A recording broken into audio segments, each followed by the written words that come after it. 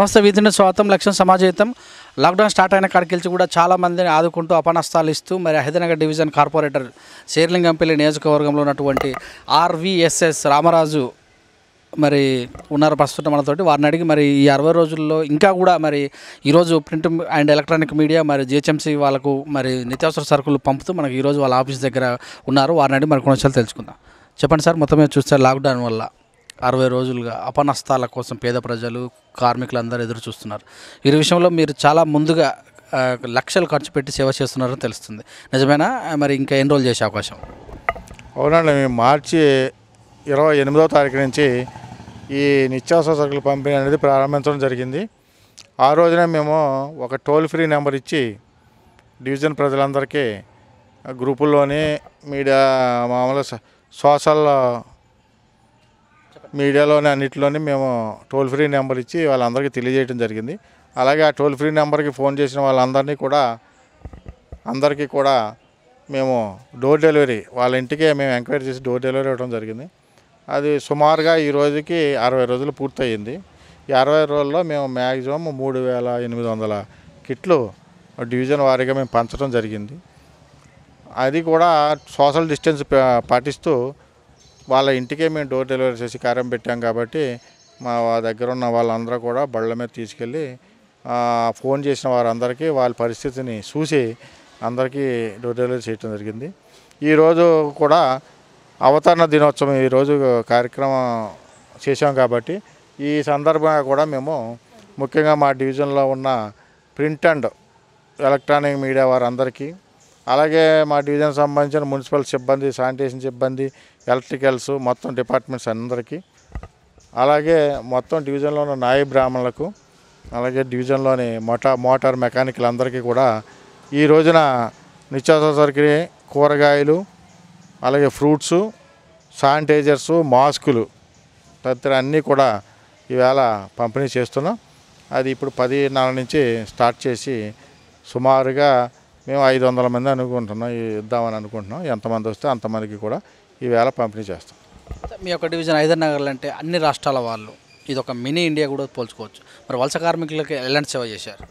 First మేము చేసింది వలస కార్మికులకేనండి. మార్చి 28 నుంచి వలస కార్మికులు వాళ్ళ స్వస్థలాలకు వెళ్ళే వరకు కూడా మేము వాళ్ళని ఆదుకుంటానున్నాం. వాళ్ళందరికీ ఫస్ట్ ప్రిఫరెన్స్ వాళ్ళకే ఇచ్చి ముఖ్యంగా వలస కూలీలకే మేము ఎక్కువ సరుకులు సప్లై చేయడం జరిగింది.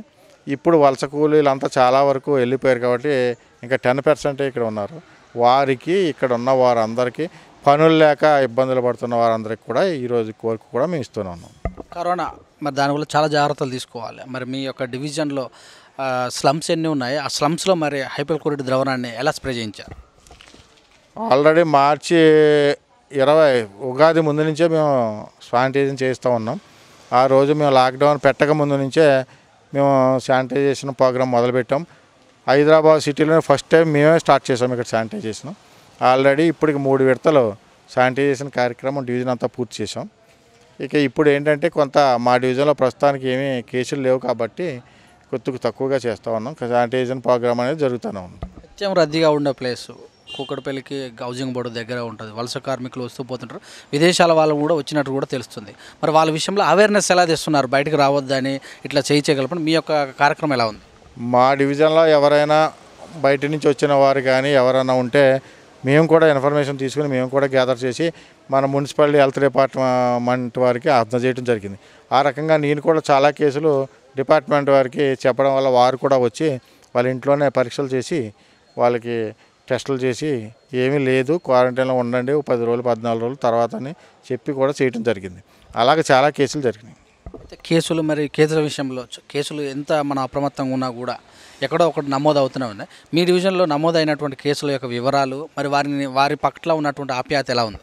ఇప్పటివరకు మా డివిజన్లో ఇప్పటివరకు ఒక కేసు కూడా నమోదు కాలేదండి. ఇప్పటివరకు కాలేదు. ఏదో నిన్న ఎప్పుడో శివన్ హిల్స్లో ఒకటి వచ్చింది అన్నారు, తీసుకెళ్లారంట క్వారంటైన్కి. అది ఎంతవరకు ఒకటి తెలియదు. ప్రస్తుతానికి అది ఒకటే మాకు దగ్గరికి వచ్చింది, దృష్టిలోకి వచ్చింది. మిగతా అన్నీ నెగిటివ్లే తప్ప పాజిటివ్ ఎక్కడ రాలేదు. మీరు ఇస్తున్నటువంటి సరుకులు చాలామంది ఏదో కొద్దిగా ఇచ్చి ఇస్తున్నామని సోషల్ మీడియాలో ప్రచారాలు చేసుకున్నట్టు కామెంట్ ఉంది. మరి మీరు ఎలా ఇస్తున్నారు? వారికి నిజంగా కూడా అపనష్టం అందించి రోజుల తరబడి ఉండేటువంటి అవకాశం ఉందా? మేము ఫస్ట్ డేనే ఏ రకంగా పంపిణీ చేసామో ఈరోజు కూడా అదే రకంగా పంపిణీ. మేము బియ్యము కందిపప్పు ఇస్తే సరిపోదు కదా, మిగతా వస్తువులు కూడా కావాలనే ఉద్దేశంతో మొత్తం 15 రకాల ఐటమ్స్తో ప్యాక్ చేసి ఆ రోజునే ఇచ్చిందే ఫస్ట్ రోజుని, ఈ రోజు కూడా అదే ఇస్తున్నాం. ఇంకా ఇప్పుడు ఏంటంటే కొంచెం మాకు వెసులుబాటు దొరికింది కాబట్టి ఫ్రూట్స్ కూరగాయలు కూడా ఎక్స్ట్రా ఇస్తున్నాం. ప్రభుత్వం కూడా ముందు చూపుతోటి రేషన్ బియ్యం 12 కేజీలు 1500, అలాగే వలస కార్మికులకు 500. మరి మీ డివిజన్లో రేషన్ సప్లై ఎలా ఉంది? మరి వలస కార్మికులకు అందరికి అందినాయా? వలస కార్మికులకి కొంతమందికి అందరికీ అందినని నేను చెప్పలేను, కానీ గవర్నమెంట్ ఇచ్చిన దానివల్ల కొంత సులభతరం అయింది. ఇక్కడ ఎవరో కూడా వలస కార్మికులు ఇబ్బంది పడకుండా మా డివిజన్లో సుమారుగా 1150 మంది వలస కార్మికులకు డిపార్ట్మెంట్ ద్వారా 12 కేజీల బియ్యం 500 క్యాష్ ఇప్పించడం జరిగింది.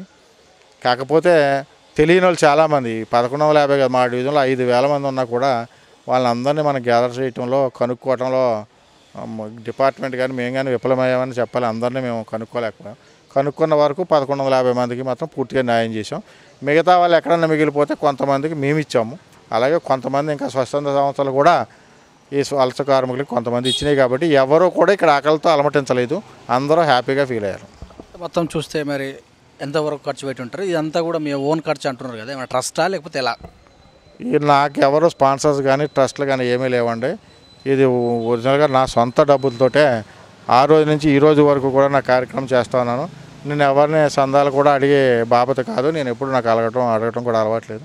అందుచేత నా సొంత సొమ్ములు ఈ రోజు వరకు సుమారు 30 నుంచి 35 లక్షల వరకు నా సొంత డబ్బులే ఖర్చు పెట్టి కార్యక్రమం చేస్తూ ఉన్నాను. అన్ని కాలనీలు, డివిజన్లో కాలనీలు ఉన్నాయి కదా, స్లమ్స్ కూడా, అన్ని ఏరియాలలో మారుమూల ప్రాంతం కూడా ఎన్ని కిలోమీటర్లు తిరుగుంటారు మీరు ఇప్పటివరకు? మా డివిజన్ అంతా మాకు కొట్టిన పిండేనండి. మా డివిజన్ కిలోమీటర్ లెక్కలేమో, మేము రోజు తిరుగుతూ ఉంటాం. ఏదో కాలనీ 50 కాలనీలు ఉన్నాయి. 50 కాలనీలు పూర్తిగా తిరుగుతుంటాం. 50 కాలనీల పనులు చేస్తున్నాం. అలాగే సరుకులు పంచేటప్పుడు కూడా ప్రతి కాలనీ నుంచి కూడా మేము పంచాం. పంచాలనుకున్న ఆలోచన మంచిదే, కానీ తీసుకునేటప్పుడు గుంపులుగా వస్తుంటారు. వాళ్ళని మీరు ఎలా చేస్తున్నారు? సర్క్యులేషన్ గీసినా కూడా మాకు వస్తాయో రావో చివరి వరకు అని తొందరపడే వాళ్ళు కూడా ఉన్నారు. వారిని ఎలా అప్రమత్తం చేసి? మేము ఫస్ట్ నుంచి కూడా సిస్టమ్ లేదు మాకు. మేము toll free number, door delivery. అందుచేత మాకు ఈ నుంచోబెట్టాలి, లైన్లో పాటించాలనే ప్రోగ్రాం లేదు. మేము డైరెక్ట్గా మా మనిషి ఇంటికే పట్టుకెళ్ళి ఇచ్చాడు కాబట్టి ఈ ప్రాబ్లం లేదు. కాకపోతే ఈ రోజున ఇలాంటి సందర్భంలో మన ఆయుర్వేద దినోత్సవం రోజున ఇచ్చాము. ఆ రోజున డిస్టెన్స్ పాటించి మార్కింగ్ చేసి ఇచ్చాము. ఈరోజు కూడా అదే రకంగా మార్కింగ్ చేసి అందరికీ మాస్కులు కూడా మేమే సప్లై చేస్తాం. శానిటైజర్లు, మాస్కులు కూడా ఇచ్చారు. ఓకే, మరి ఈ సమయంలో లాక్డౌన్ అంటే అందరూ ఇంట్లో ఉండాలి. మీరు కూడా దాదాపు ఎక్కువ సమయం ఎలా గడిపారు? ఎలా ఉంది? నేను లాక్డౌన్ కాడి నుంచి నేను బయటే ఉన్నాను సార్. మార్నింగ్ వస్తే సాయంత్రం ఇంటికి. నేనైతే ఇంట్లో కూర్చున్న రోజు ఏ రోజు లేదు. బయట మొత్తం డివిజన్ అంతా తిరుగుతూనే ఉన్నాం. మాకు రోజు ఏదో ప్రోగ్రామ్ చేస్తూనే ఉన్నాం. అంచేత మాకు ఇంట్లో కూర్చుని అవకాశం మాకు దక్కల. వాళ్ళ కోఆపరేషన్ ఎలా ఉంది? అందరూ ఇంట్లో కూర్చుంటే కరోనా వచ్చే అవకాశం, బయట తిరిగితే పాటలు కూడా చాలా వచ్చినాయి. కాలు బయట పెట్టకు అని అన్న సందర్భాలు, చేయి కలపకనే పాటలు కూడా వచ్చినాయి. మరి ఎలా అనిపిస్తుంది? చెప్తూ ఉంటారండి. కాకపోతే మనం సోషల్ డిస్టెన్స్ పాటిస్తూ మాస్కులు, శానిటైజర్లు వాడుకుంటూ మేము తిరుగుతూ ఉన్నాం. అంచేత ఏ ఇబ్బంది లేదు. ఇదంతా ఒక ఎత్తు. లాక్డౌన్ కట్టుదిట్టంగా అమలు చేసినట్టు రాష్ట్ర ప్రభుత్వం సడన్గా కొన్ని రోజుల తర్వాత సడలింపు చేసి వైన్ షాపులు ఓపెన్ చేశారు. అప్పటి నుంచి కేసులు పెరుగుతున్నాయని ప్రతిపక్షాలు అంటున్నాయి. మరి మీద చాలా ప్రజలు కూడా కొంతమంది విమర్శిస్తున్నారు. దీన్ని మీరు ఎలా చెప్తారు? ఇది ఒక తెలంగాణ స్టేట్ ఒకటే కాదు, భారతదేశమే కాదు, మొత్తం ప్రపంచవ్యాప్తంగా జరుగుతున్న స్టోరీ ఇది. ఒకసారి లాక్డౌన్ విడుదల చేసిన తర్వాత ఆటోమేటిక్గా పెరుగుతాయి. అంటే పెరుగుతున్నాయని చెప్పి మనం ఇప్పుడు లాక్డౌన్ ఉన్నంతకాలం పెరగకుండా మనం ఆపలేము కదా.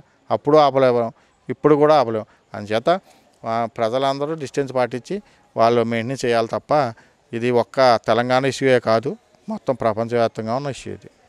మరి ఈరోజు అవతరణ దినోత్సవం రోజు కూడా పంచుతున్నారు. అలాగనే మరి రాబోయే రోజులలో లాక్డౌన్ అనేది ఇప్పటితో అయిపోదని రాష్ట్ర ప్రభుత్వం కూడా చెప్తుంది. కరోనాతో సహజీవనం చేయాలంటుంది. మరి ప్రజలకు ఎలాంటి ప్రజలకు సోషల్ డిస్టెన్స్ పాటించమని చెప్తున్నాం. వాళ్ళకి అవసరమైన సహకారం మేము అందిస్తామని చెప్తున్నాం. వాళ్ళకి మాస్కులు కావాలంటే కొనుక్కొని స్తోమత మేము సొంతంగా మేము ఇస్తున్నాం మాస్కులు. అలాగే శానిటైజర్ కూడా సప్లై చేస్తున్నాం. అవసరం అయితే మేము కూరగాయలు, ఎరగాయలు అన్నీ కూడా వాళ్ళకి సప్లై చేస్తున్నాం. కొంత ఈ ఇవ్వటం వల్ల వాళ్ళ ఇంటి నుంచి బయటికి రాకుండా ఉండడానికి కొంత దోహదపడుతుంది. ఏదో 100%లో 10%. సీజనల్ డిసీజ్, రాత్రి నుంచి వర్షం. మరి మీ కేటీఆర్ గారు కూడా ముందుగానే రాబోయే రోజులలో ఇలాంటి డిసీజ్ వస్తాక 10 వారాల పాటు 10 రోజులు ఖచ్చితంగా కూడా చేయమని చెప్పారు కదా. దీంట్లో మీరు ఎలా? ఆల్రెడీ వెళ్తున్నాం. ఇవాళ పొద్దుటి నుంచి అదే పని. పొద్దుట 6:30కి స్టార్ట్ చేసాం. 9 వరకు మేము తిరిగి మొత్తం అంతా ఒక్కొక్క కాలనీ పరిశుభ్రం చేసుకుంటూ వస్తూ ఉన్నాం. అది నిన్న నుంచి స్టార్ట్ అయింది. ఈరోజు చేసాం, 8 రోజులు కంటిన్యూగా చేస్తాం. ఈ లాక్డౌన్ వల్ల ప్రజాప్రతినిధిగా దీని నుంచి మీరు ఏం గ్రహించారు, ఏం నేర్చుకున్నారు? ఏమి నేర్చుకోవడానికి ఇప్పుడు పరిశుభ్రత అనేది నేర్చుకున్నాం. ముందు మనకు నేర్చుకోవడానికి కాదు, పక్కోడికి కూడా శుభ్రం గురించి నేర్పాలని మా ఆలోచన. అది పాటిస్తే ఏ జబ్బులు దగ్గర చేరు. అవి లేని వాళ్ళకి మరి తప్పదు. అది ఆ పరిశుభ్రత పాటించి సోషల్ డిస్టెన్స్ పాటించినంత కాలం ఎవరికి ఏ విధమైన వ్యాధి రాదు, ఏ విధమైన వైరస్ సోకదని మా ఉద్దేశం. లాక్డౌన్ పీరియడ్ నుంచి పోలీసులు, వైద్యులు, జిహెచ్ఎంసీ వాళ్ళ యొక్క సేవలు మరవలేనిది. వారికి మీరు ఈ టీవీ తరపున ఏం చెప్తారు? వాళ్ళు పోలీస్ డిపార్ట్మెంట్ అయితే వాళ్ళు చేసినంత పని ఎవరు కూడా చేసి ఉంటారు. వాళ్ళ తర్వాత ఎవరైనా చెప్పుకోవాలి. అలాగే మున్సిపల్ సిబ్బంది కూడా వాళ్ళు కూడా చాలా బాగా పనిచేశారు. వాళ్ళిద్దరూ పనిచేయటం వల్ల ఇంతవరకు జనానికి ఇంత ఇబ్బంది లేకుండా, ఏదో మేమంటే ఏదో సరుకులు ఇస్తాం అంతే తప్ప మనం ఏమీ చేయలేం. వాళ్ళని చేసిన పని ఎక్కువ కాబట్టి మేము వాళ్ళని అభినందించలేకుండా ఉండలేము. అంచేత వాళ్ళు చేసిన పనికి చాలా గ్రేట్ అచీవ్మెంట్ డిపార్ట్మెంట్స్కి. అంచేత ఆ డిపార్ట్మెంట్స్ ప్రజలు మమేకమే వాళ్ళు చేసిన దానికి మేము ఇప్పుడు కూడా వాళ్ళకి కృతజ్ఞ అభివందనాలు తెలియజేసుకుంటాం.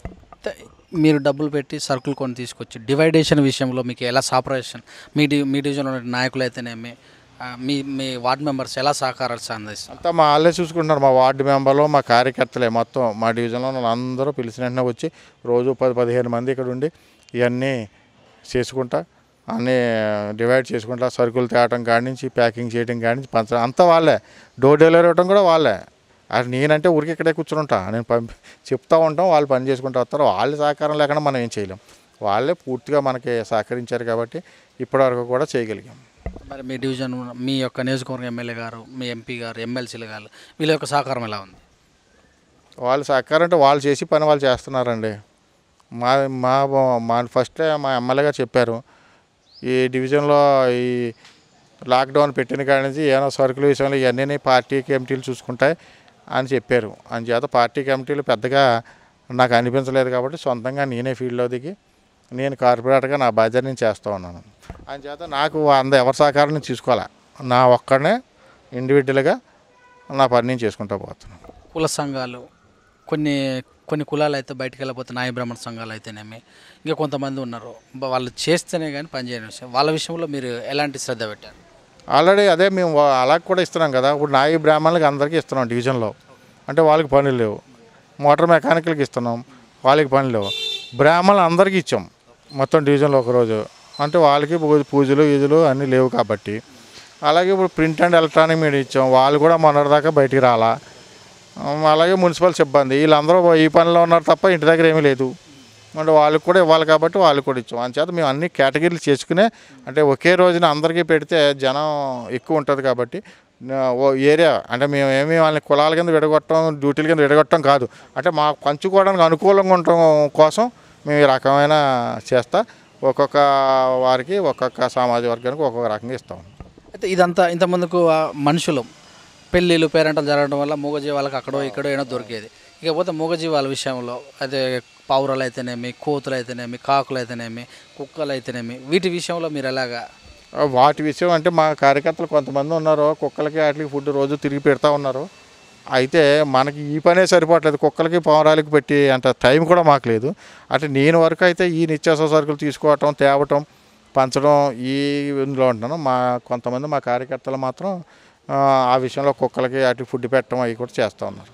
ఈ మధ్యకాలంలో కేసీఆర్ గారు మరి వాటర్ను రిలీజ్ చేశారు, ఎలా అనిపిస్తుంది? ఇంకా రాబోయే రోజులలో ఎలా ఉండబోతుంది? తెలంగాణ బంగారు తెలంగాణ అవుతుందనే ఆశ ఇప్పుడు బాగా ఏర్పడింది. ఏం చేద్దంటే వాటర్ కాళేశ్వరం ప్రాజెక్టులు వచ్చినాయి, ఈవేళ నీరు రిలీజ్ అవుతుంది గోదావరి నుంచి కృష్ణా నుంచి.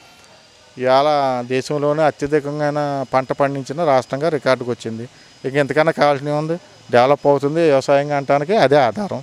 ఇప్పుడు కొత్త కూండ్ల పోచమ్మ ఇవన్నీ ఓపెన్ చేశారు. రానున్న రోజుల్లో ఇంకా వ్యవసాయం పరిమితి పెరిగేలా ఉంది. పెరిగిన తర్వాత ఈ రైతులందరినీ మనం అవన్నీ కొనడానికి అది చూసుకోవాల్సిన పరిస్థితి ఏర్పడుతుంది. అందుచేత పంటల విషయంలో కానీ వ్యవసాయ విషయంలోనే బాగా అభివృద్ధి చెందిందని చెప్పాలి తెలంగాణ. ఆర్టిస్టులు ఏమైనా ఉన్నారా మీ డివిజన్లో? మరి వాళ్ళకు సినీ ఫిల్మ్ అయితేనేమి? మా డివిజన్లో ఆర్టిస్టులు ఎవరు లేరండి. తెలిసిన ఎవరైనా ఒకరు ఉన్నారో మాకు ఐడియా లేదు.